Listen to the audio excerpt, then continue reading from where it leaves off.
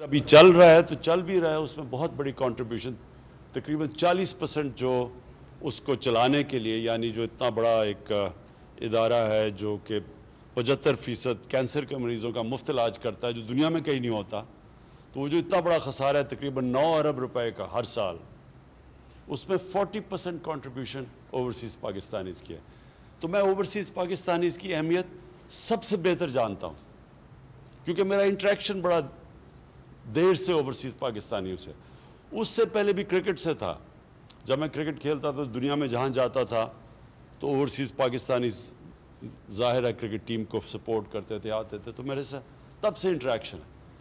لیکن جب پیسے اکٹھے کرنے کے شوکت خانم کے لیے، تو اتنا زیادہ پیسہ اکٹھا کرنا تھا کہ وہ پاکستان میں لوگ تھوڑی دیر کے بعد، جس کو کہتے ہیں ڈونرز فٹیگ، تنگ آ جاتے تھے پیسے دینے کے لیے۔ تو پھر میں جدھر بھی دنیا میں پاکستانی تھے ان کے پاس کیا، تو میں ساری پاکستانی کمیونٹیز کو جانتا ہوں جو کہ پاکستان سے باہر رہتی ہے۔ تو جو سعودی عربیہ کی پاکستانی کمیونٹی ہے، اس کو میں بہت دیر سے جانتا ہوں۔ مجھے بڑا افسوس ہے کہ جس نے مجھے ایک ذوالقرنین یہاں بیٹھے ہیں، ایک احسن رشید جنہوں نے مجھے بڑا انٹروڈیوس کروایا تھا، وہ آج ہمارے ساتھ نہیں ہیں۔ لیکن میں پھر سے امبیسڈر صاحب میں یہ چاہوں گا کہ آپ کی انٹریکشن ان سے رہے۔ مجھے رپورٹس ملی تھی بڑی بری کہ 1.5 سال سے یہاں جو پاکستانی کمیونٹی ہے ان کو صحیح طرح نہیں سروس کیا جا رہا، تو وہ انشاءاللہ وہ آپ اب آئے ہیں تو آپ جب ان سے انٹریکٹ کریں گے آپ کو پتہ بھی چل جائے گا۔ اچھا جی، میں اب اس پہ آتا ہوں روشن ڈیجیٹل اکاؤنٹ میں۔ یہ بڑی زبردست ایک ہم نے سوچا کہ ہم کیسے اوورسیز پاکستانیز کو ٹیپ کر سکتے ہیں، اور جب سے میری گورنمنٹ آئی ہے میری پوری کوشش تھی کہ جو پوٹینشل ہے اوورسیز پاکستانیز کا وہ ہم صحیح طرح ٹیپ نہیں کر رہے۔ تو جب یہ رضا پریزیڈنٹ اس کے گورنر بنے اسٹیٹ بینک کے، تو تب سے میری ان سے تھی کہ ہم کیسے ہم ریمیٹنسز کو انکریز کیا جائے۔ تو یہ جو ایک انہوں نے اس کے اوپر زور دیا اور یہ جو پش کیا روشن ڈیجیٹل اکاؤنٹ کا، ماشاءاللہ اس کا جو رزلٹ آیا ہے یہ ہم کوئی بھی اس وقت ایکسپیکٹ نہیں کر رہے تھے، لیکن اس نے انکریج کیا کہ ہم اور بہت پروڈکٹس دے سکتے ہیں اوورسیز پاکستانیز کو، کیونکہ دنیا بڑی تیزی سے جو ٹیکنالوجی ہے وہ اتنی تیزی سے ایڈوانس کر رہی ہے کہ جو پہلے ہمارے پاس تھے ہتھیار تھے وہ پہلے نہیں تھے۔ آج ہمارے پاس وہ پروڈکٹس ہیں جو پہلے نہیں تھے۔ تو اس لیے میں یہ چاہوں گا کہ کانسٹنٹلی اور آپ کا بھی رضا انٹریکشن رہے اوورسیز پاکستانی سے، بلکہ آپ کے آئی ہوپ آپ کا ایک اسپیشل پورٹل بناؤ جو آپ کمیونیکیٹ کریں، کیونکہ آپ کو فیڈ بیک ملتی رہے گی کہ کیسے ہم 90 لاکھ اوورسیز پاکستانیز ہیں، ہم کیسے ان کو اپنے ملک کے لیے وہ جو اتنا بڑا جو پوٹینشل ہے وہ کیسے اس کا پورا کر سکتے ہیں۔ یہ بہت بڑا اثاثہ ہے ہمارا، اور ابھی بھی میں سمجھتا ہوں کہ ہم اس کا فریکشن ٹیپ کر رہے ہیں۔ ابھی صرف وہ لوگوں کو اپنے ریمیٹنسز سے بھجواتے ہیں، ہم ان کو انویسٹمنٹ کے لیے ابھی تک پاکستان میں نہیں لا سکے، اور اس کی کئی وجوہات تھی۔ لیکن جیسے جیسے ابھی آپ نے ایکسپلین کیا کہ ہماری اکانومی سٹیبلائز ہوئی، شروع میں ہم آئے تو بڑے حالات ایسے تھے کہ ہم لوگوں کو یہ نہیں بتا سکتے تھے کہ ہمارے ریزروز کا کیا حالات ہیں، کیونکہ اگر وہ لوگوں کو پتہ چل جاتے ہمیں ڈر تھا ہمارے روپے کے اوپر رن ہو جانا تھا، تو بڑا مشکل وقت تھا اس میں۔ آج کیونکہ میں سعودی عربیہ میں ہوں، میں خاص طور پہ سعودی عربیہ کی گورنمنٹ شیخ محمد کا ان کا خاص طور پہ شکریہ ادا کرنا چاہتا ہوں کہ بڑے مشکل وقت پہ انہوں نے ہمیں سپورٹ کیا۔ ہمارے ریزروز میں انہوں نے اگر اس وقت نہ سپورٹ کرتے اور انہوں نے ہمیں فیسلٹی بھی دی، اس کی ڈیفرڈ پیمنٹ آئل کی ڈیفرڈ پیمنٹس کی فیسلٹی بھی دی، تو وہ انہوں نے بڑے کرٹیکل ٹائم پہ انہوں نے بھی مدد کی، اور پھر یو اے ای نے انہوں نے بھی مدد کی۔ اور وہ کرٹیکل ٹائم پہ اگر ہمارے پاس پیسے یہ ریزروز میں نہ ہماری مدد کرتے تو ہم ڈیفالٹ کر گئے تھے، اور ڈیفالٹ کرتے تو پھر اس کے بڑے سیویئر کانسیکوینسز ہیں۔ ملک ڈیفالٹ کر جائے بڑی دیر لگتی ہے اس کو ریکور کرنے میں، تو اللہ کا کرم ہے کہ ہم نے وہ سٹیبلائز کی اکانومی، اور پھر کووڈ کے باوجود کیونکہ آج آپ دنیا کے اندر دیکھیں جو کووڈ نے اکانومیز کو ڈسٹروائے کیا ہے، جو ہم تو پہلے بڑی فریجائل سٹیٹ میں تھے، لیکن وہ اکانومیز جو دنیا کی طاقتور اکانومیز ہیں، اگر آج دیکھیں تو کووڈ نے کس طرح کی ڈیوسٹیشن، کس طرح کی تباہی مچائی ان اکانومیز میں. ہمارے ساتھ دیکھ لیں ہندوستان کو، جو ہندوستان کے حالات ہیں، جو ابھی تو خیر بڑا افسوس سے ہمیں کہنا پڑتا ہے کہ بڑی تیزی سے ان کے جو تھرڈ پیک ہے ہماری بھی ملک میں جا رہی ہے اوپر، لیکن جو ہندوستان میں تباہی مچا رہی ہے، اس سے پہلے بھی جو انہوں نے لاک ڈاؤن کیا تھا اس کی وجہ سے جو اکانومی کو نقصان تھا، وہ اللہ کا شکر ہے کہ ہم نے پاکستان کو بچا لیا اس سے. ہمارا وہ چند ملکوں میں سے ہے ہمارا ملک جو کووڈ کے اندر ہم نے بڑی مشکلوں سے نیویگیٹ کیا. ایک طرف بچانا تھا اپنے لوگوں کو کرونا سے، لیکن دوسری طرف اکانومی کو اور لائیولی ہوڈس کو بھی بچا گئے. اور اس سے ہم وہ ملک ہیں جس نے اپنے ملک کو نکال لیا. اور جبکہ ہمارے نیبرز کی ایکسپورٹس گر رہی تھیں، پاکستان کی ایکسپورٹس بڑھنی شروع ہو گئی اور ہماری اکانومی اوپر جانا شروع ہو گئی. تو آج بڑے جو سائنز ہیں ہماری اکانومی کے وہ بڑے خوشائن ہیں.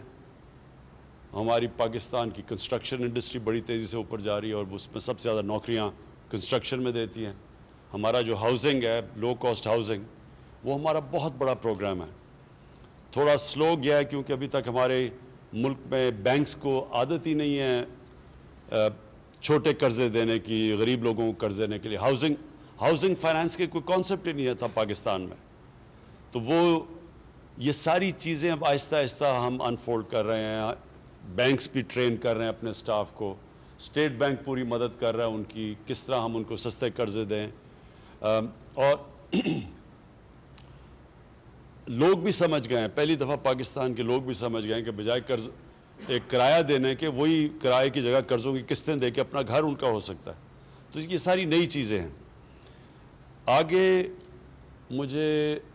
میں ویسے ہوئی آپٹیمسٹ، لیکن جو مجھے اب نظر آ رہا ہے اتنے مشکل وقت سے جو ہم نکلے ہیں، مجھے آگے بڑا اچھا ٹائم نظر آ رہا ہے. اور اس کے اندر جو اب آگے جو پاکستان کی جو پراسپیرٹی ہے، جو خوشحالی ہے، اس میں اوورسیز پاکستانیز کا بہت بڑا رول دیکھ رہا ہوں. اور میں اس لیے کہا کہ چاہیے تو تھا کہ میں آپ سے اور تھوڑے ذرا لمبا انٹریکشن کرتا، جو آج میں نہیں کر سکتا، لیکن میں نے جنرل بلال آپ کو اور پھر آپ کو رضا اپنے ویب سائٹ کے ذریعے، انٹریکٹیو ویب سائٹ کے ذریعے پلیز آپ کو زبردست فیڈ بیک آئے گی.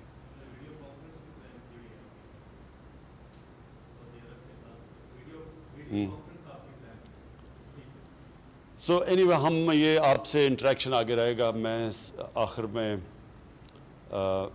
بڑا خوش ہوں کیونکہ ہمیں ایک تو ہماری بڑی سعودی عربیہ کی ٹرپ تھی اور بڑے ہمارے تعلقات اور مضبوط ہم نے کیے ہیں. ہمارے لیے بہت امپورٹنٹ ہے سعودی عربیہ پاکستان کے لیے، صرف اس لیے نہیں کہ ہماری ایک ایموشنل اٹیچمنٹ ہے سعودی عربیہ کے ساتھ، اس لیے بھی کہ انہوں نے ہمیشہ ہمارے ساتھ مشکل وقت پہ کھڑے ہوئے ہیں. اور جو اسپیشل جو ایموشنل اٹیچمنٹ ہے وہ اس کی میں اپنی ساری ڈیلیگیشن میرے ساتھ آئی ہوئی تھی، ان سب کو ہمیں جو روضہ رسول میں موقع ملا جانے کا اور پھر آج خانہ کعبہ کے اندر جانے کا، تو آج ہم تو سمجھ رہے ہیں کہ ہمارے لیے ہماری بیٹریز بھی ریچارج ہو گئی. اور انشاءاللہ جو سٹرگل ہے ایک نئے پاکستان کے لیے، رول آف لاء کے لیے، ایک نئی سوچ کے لیے جو سٹرگل چل رہی ہے پاکستان میں، یہ میں آپ سب کو بتا دوں کہ بڑا ڈیسائسو مومنٹ ہے پاکستان میں. ایک طرف پرانا سٹیٹس کو بیٹھا ہوا ہے، مافیاز بیٹھے ہوئے ہیں جو پرانے نظام کو بچانے کی پوری کوشش کر رہے ہیں، اور دوسری طرف میرے ساتھ سارا پاکستان کی عوام ہے جو کہ ایک تبدیلی کی طرف، رول آف لاء کی طرف لے کے جا رہے ہیں. یہ اصل میں سٹرگل ہے رول آف لاء کی. اور یہ اوورسیز پاکستانیز کو خاص طور پہ پتہ ہے، اور جو بھی امریکہ میں، یورپ میں جو ہمارے اوورسیز پاکستانیز ہیں. دیکھیں فرق صرف معاشروں میں یہ ہے کہ معاشرہ صرف وہ آگے جاتا ہے جدھر قانون کی بالادستی یعنی کہ قانون کی حکمرانی ہو. جس معاشرے میں طاقت کی حکمرانی ہوتی ہے وہ کبھی آج تک ترقی نہیں کیا. ایک طرف ہے انسانیت کا نظام اور انصاف کا نظام، اور دوسری طرف ہے جنگل کا نظام. طاقت کی بالادستی، مائٹ از رائٹ، وہ کبھی بھی اس ملک کے اندر پراسپیرٹی نہیں آتی. میں نے اپنی پارٹی کا نام ہی تحریک انصاف اس لیے رکھا تھا کہ میں جو ساری دنیا میں پھرا تو جو ملک خوشحال تھے وہاں انصاف تھا، وہاں قانون کی حکمرانی تھی، اور جو ملک پیچھے رہ گئے، جن کو بنانا ریپبلک کہتے ہیں، وسائل ہونے کے باوجود وہاں مائٹ از رائٹ تھا، طاقت کی حکمرانی. اور یہ ہے سٹرگل اس وقت پاکستان کی. یہ بڑی ڈیسائسو مومنٹ ہے، اور کیونکہ اوورسیز پاکستانیز میری سب سے بڑی سٹرینگتھ رہے ہمیشہ، تو وہ یہ سمجھتے ہیں، کیونکہ ان کو زیادہ سمجھ اس لیے کہ ان کو باہر جانا پڑتا ہے نوکریاں لینے کے لیے. اپنے ملک سے بڑا مشکل ہوتا ہے باہر جانا، کیونکہ ملک میں ہم ان کو وہ موقع نہیں دے سکتے. تو وہ زیادہ تر پاکستان کو انتظار کر رہے ہوتے ہیں کہ کس طرح ان کا ملک ٹھیک ہو. وہ چاہتے ہیں کہ ہمارا ملک بھی باقی ملکوں کی طرح اوپر ایک عظیم ملک بنے، جو آج سے 40-50 سال پہلے جا رہا تھا تیزی سے اوپر بننا. تو میں صرف آپ کے لیے آخر میں یہ کہنا چاہتا ہوں کہ یہ ہے پاکستان کے ڈیفائننگ مومنٹس. ایک طرف ہے پرانا سٹیٹس کو، مافیاز جو کرپٹ نظام سے سارے فائدہ اٹھا رہے ہیں اور سب اکٹھے ہیں. دوسری طرف ہے پاکستان کی عوام اور ہماری گورنمنٹ جو کہ ایک چینج کے لیے لڑ رہی ہے. اور یہ جو چینج ہے، یہ چینج کو اب کوئی نہیں روک سکتا. روک اس لیے نہیں سکتا کہ جو ملک کے اندر اس وقت اویئرنیس ہے، جو ایشوز سمجھ گئی ہے قوم، یہ کبھی پہلے ایسی سمجھ نہیں تھی. اور یہ اس کی بہت بڑی وجہ سوشل میڈیا.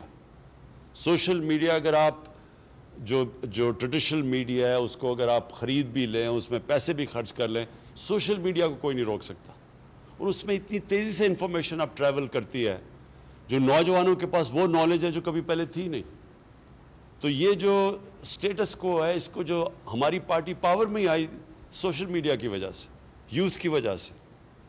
اور یہ جو چینج بھی آ رہا ہے یہ بھی یوتھ کی وجہ سے، اور یہ بھی ایک نئے اویئرنیس کی وجہ سے. تو آپ کو میں خوشخبری صرف یہ سنانا چاہتا ہوں، کیونکہ آپ یہاں پڑھتے ہوں گے اخباروں میں کئی دفعہ بڑی مایوسی کی چیزیں آتی ہیں. میں آپ کو آج بتا رہا ہوں کہ یہ جو اب بیٹل، یہ جو آپ جس طرف یہ سٹرگل جا رہی ہے، یہ سٹرگل اب جائے گی ایک اس پاکستان کو جو اس کو بننا چاہیے تھا آج سے 70 سال پہلے. اور وہ پاکستان تھا جس کا لیڈر تھا قائد اعظم، جو کہ قانون کی بالادستی میں مانتے تھے، کانسٹیٹیوشنسٹ تھے، رول آف لا میں مانتے تھے، ایک انٹیگریٹی والے انسان تھے. وہ جو ہم سائڈ ٹریک ہوئے ہیں، ادھر سے ہٹے ہیں، اپنی جو ڈیسٹنی پہ ہمیں جانا چاہیے تھا اس سے دور چلے گئے ہیں، اب وہ واپس ہم اس ٹریک کے اوپر آ گئے ہیں. اور یہ ہے ان مافیا سے ملک کو آزاد کرنے کی جنگ. اور جو آزادی کی جنگ ہوتی ہے وہ ہمیشہ تھوڑا ٹائم لیتی ہے، لیکن انشاءاللہ جس طرف اب پاکستان نکل گیا ہے، آپ کو میں خوشخبری یہ دینا چاہتا ہوں کہ بڑی جلد آپ کے سامنے ایک نیا پاکستان آئے گا.